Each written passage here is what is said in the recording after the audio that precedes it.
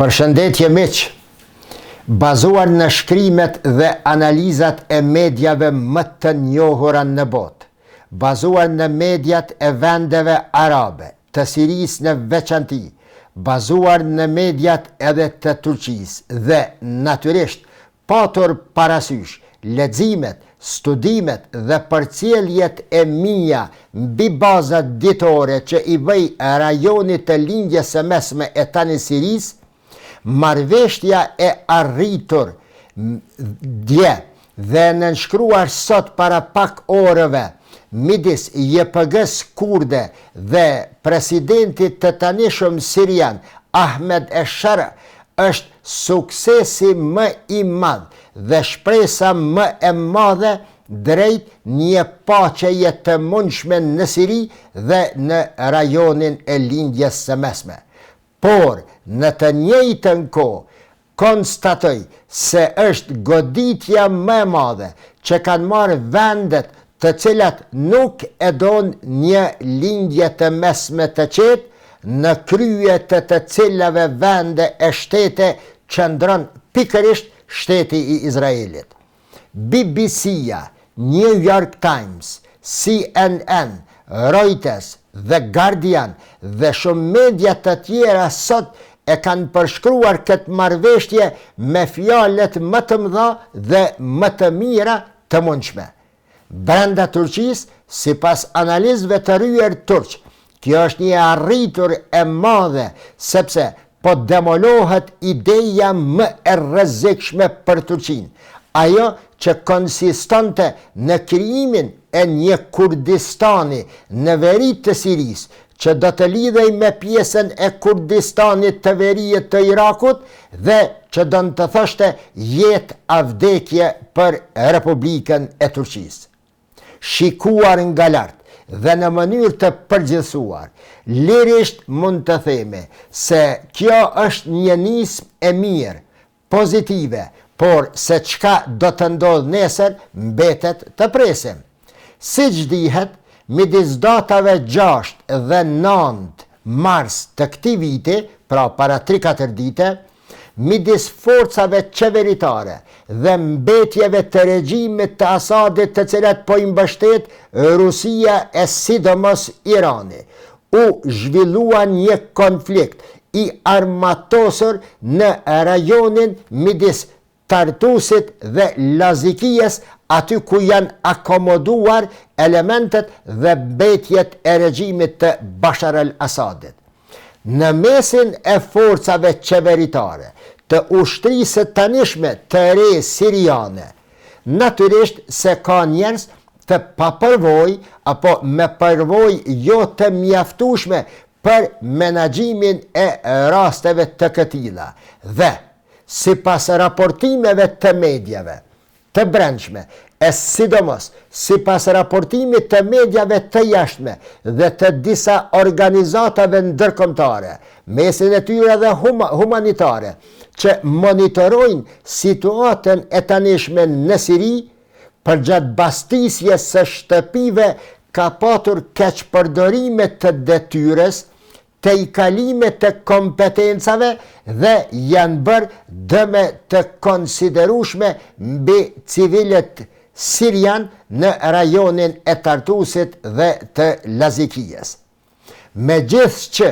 Ahmed Eshara para një muaji kishte krijuar një komitet pune i cili do të punonte në verifikimin e ndoshta edhe kapjen e personave që kishin bërë dëm, e dhunë, e zullum mbi qytetarët e pafajshëm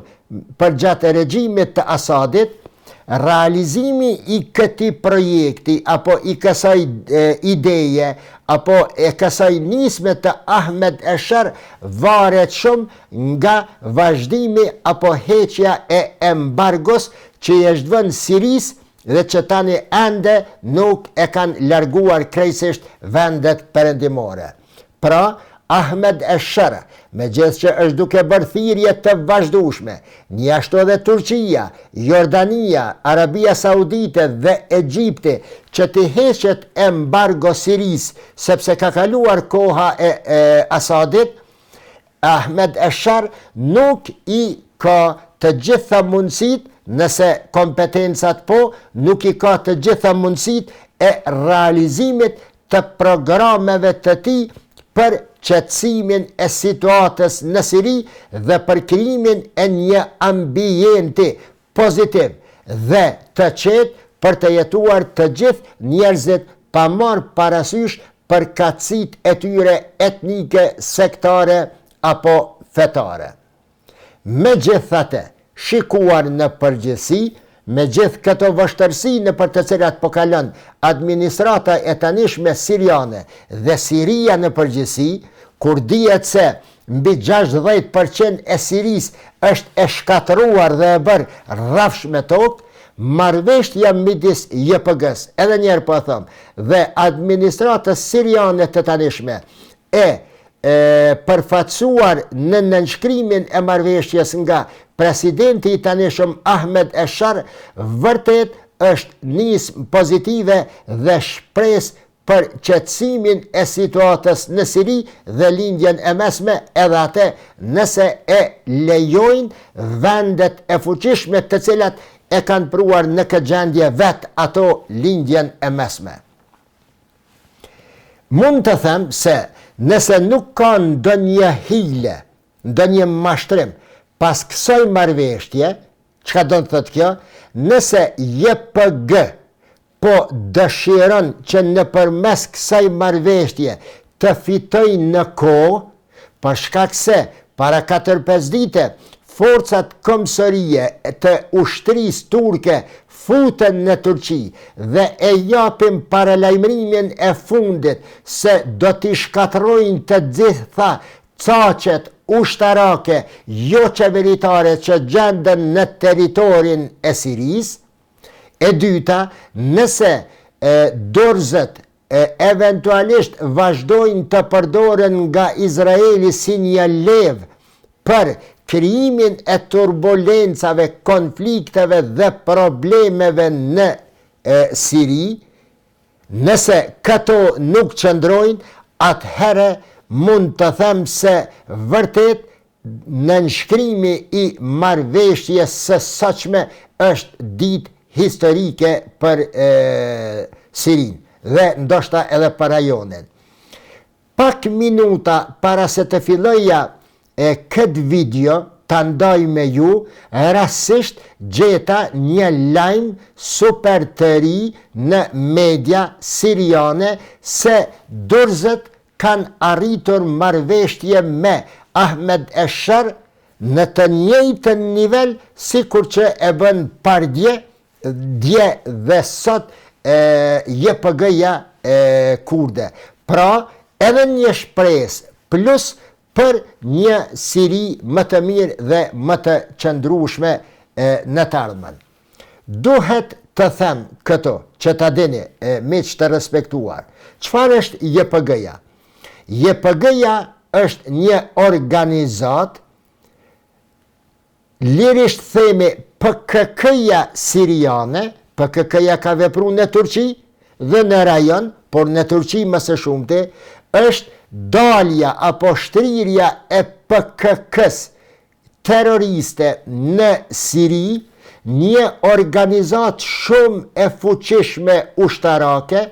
sepse për vite të tëra Shtetet e Bashkuara të Amerikës edhe e kanë financuar, edhe i kanë dhënë armatim të rënd dhe të sofistikuar,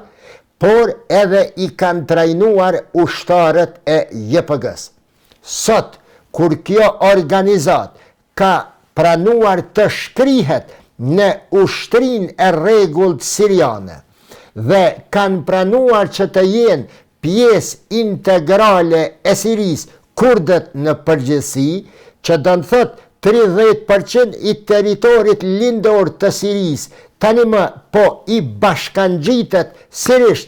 administratës së Damaskut zyrtar apo tërësisë territoriale të Siris. Pyetja e rëndësishme dhe e rrezikshme në të njëjtën kohë është se a thua armatimin të cilën e ka pas JPG-ja deri më tani në dorë, ku do të mbetet. Sipas asaj që po lexojmë dhe po dëgjojmë, JPG-ja ka pranuar që ta dorëzoj këtë armatim ushtrisë siriane. Dihet mirëfilli nga përvoja e leximit të ngjarjeve të ngjashme në botë, teksa ndërhynte Amerika, Shtetet e Bashkuara të Amerikës rrallë herë kanë tërhequr armatimin nga vendet të cilat e kanë dërguar apo u kanë dhuruar organizatave dhe lëvizjeve të cilat kanë punuar për interesa amerikane në lindjen e mesme. Nga kjo mund të konstatohet se i gjithë ai armatim, që është 3 herë më i madh se i gjithë ushtrisë siriane sot, do t'i bashkangjitet dhe do t'i jepet Sirijës. Ajo që është më e rëndësishme prej krejt të gjithave dhe të cilin e konsideroj ekskluzivitet të sonshëm është fakti se forcat ushtarake amerikane do të tërhiqen nga Siria. Amerika do të tërhiqet nga Siria. Me 3 mars të këtij viti janë zhvilluar bisedime midis komandantëve të Celtcomit, ushtrisë amerikane, dhe komandantëve të lartë të JPG-s në Raqqa të Sirisë. Dhe aty është folur edhe për armatimin se çfarë do të bëhet në të ardhmen me të, që jipen sinjale se Shtetet e Bashkuara të Amerikës do të tërhiqen nga Siria. Nëse shikon në këtë marrëveshje që është 8 pikëshe, thuhet aty se implementimi i saj, për implementimin e saj do të punojnë grupet përkatëse deri në fund të vitit. Megjithatë, përsa i lexova unë ato 8 pika,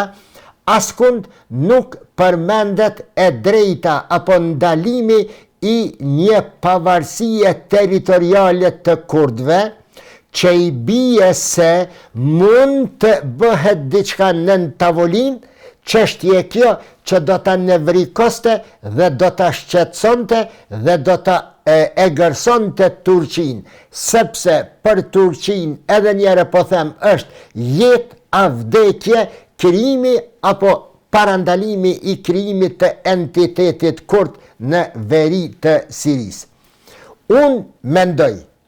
përsa i kam përcjell ngjarjet, se kjo e arritur është rezultat edhe nglapa sidomos i iniciativës së Bahçeliut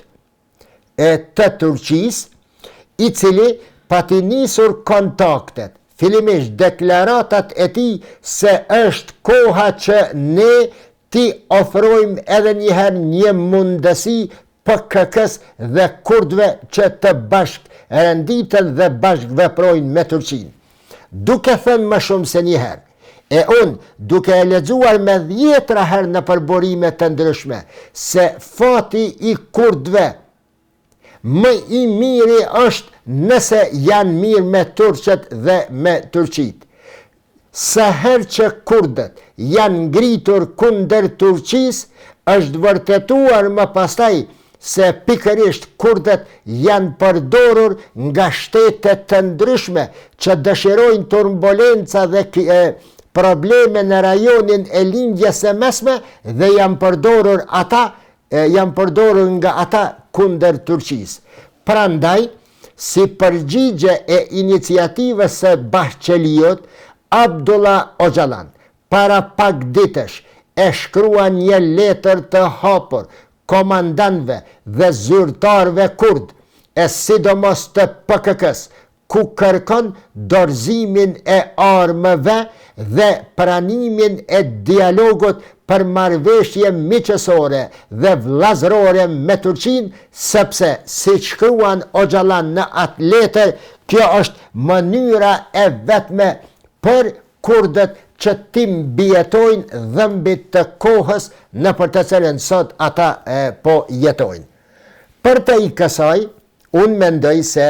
kjo marrëveshje është edhe rezultat i përpjekjeve të vazhdueshme të Jordanis, të Arabisë Saudite, të Irakut, të nxitura dhe me kërkesë të Turqisë që ta ndihmojnë rajonin e sidomos Sirin, duke parandaluar atë që do të ishte shkatërrimtare së paku për 5 shtetet e rajonit të lindjes së mesme. Thënë në përgjithësi dhe kthyer te kjo marrëveshje, thash është marrëveshje e mirë, pozitive, nëse nuk ka ndonjë hile prapasaj dhe e cila ka 8 nene apo 8 pika kryesore. Nëse nuk zgjatë tepër video, në pikat të shkurtra do të mundohem ti lexoj të 8 pikat e kësaj marrëveshje për ta kuptuar realitetin e asaj që tani është duke ndodhur në Siri. Neni i parë i kësaj marrëveshje thot: sigurimi i të drejtave të gjithë sirianëve për përfaqësim dhe pjesëmarrje politike bazuar në merita, pavarësisht nga origjina e tyre fetare apo etnike. 2. Njohja e komunitetit kurd si pjesë përbërëse e Sirisë dhe garantimi i të drejtave të tyre kushtetuese, pikë shqetësuese për Turqinë. 3. Armëpushimi në të gjithë territorin sirian. 4. Integrimi i të gjitha institucioneve civile dhe ushtarake në Sirinë Verilindore, ku është Kurdistani tash, ajo pjesa kurde, duke përfshirë 1. Pikat kufitare, aeroportet, fushat e naftës, të gazit në administrimin shtetëror të Damaskut. 5. Sigurimi i kthimit të gjithë sirianëve të zhvendosur në atë dheun e tyre në mbrojtjen e shtetit. 6. Mbështetet lufta e të gjithë sirianëve, mbështetet lufta e Sirisë kundër mbetjeve të Asadit dhe të gjitha kërcënimeve për sigurinë dhe unitetin e saj. 7. Refuzohen thirrjet për ndarje, gjuhë të urrejtjes dhe përpjekje për të mbjellë përçarje midis qytetarëve të Sirisë. Dhe 8. Komisionet zbaduese do të punojnë për të vënë në fuqi marrëveshjen deri në fund të këtij viti. Kjo pra është ajo e cila ka kumbuar si një fitore dhe një shpresë e madhe për një paqe të mundshme në Siri. Si reaksioni më i ashpër kundërshtar i kësaj marrëveshje dje dhe sot ka dalur nga zyrtarët e Izraelit, të cilët thonë se nuk e njohin këtë marrëveshje dhe se në një mënyrë apo tjetrën kanë dhënë të nënkuptohet se do të mbështesin fraksionet ushtarake, të cilat do të ndihmojnë krijimin e një shiriti nga Izraeli në përrafshnartën e Golanut, kufiri jugor i Sirisë, deri tek lindja atje që eventualisht nesër të bashkangjitet ky region i kurdëve me Izraelin dhe të puçen kurdët me veriun jug lindor të Turqisë. Marrëveshja midis JPG-s kurde dhe Ahmed Eshar, edhe njerë po them, është një ndër fitoret më të mëdhaj drejt një paqeje të mundshme në Siri dhe në lindjen e mesme. Deri në vitin e ardhshme, mirupafshim.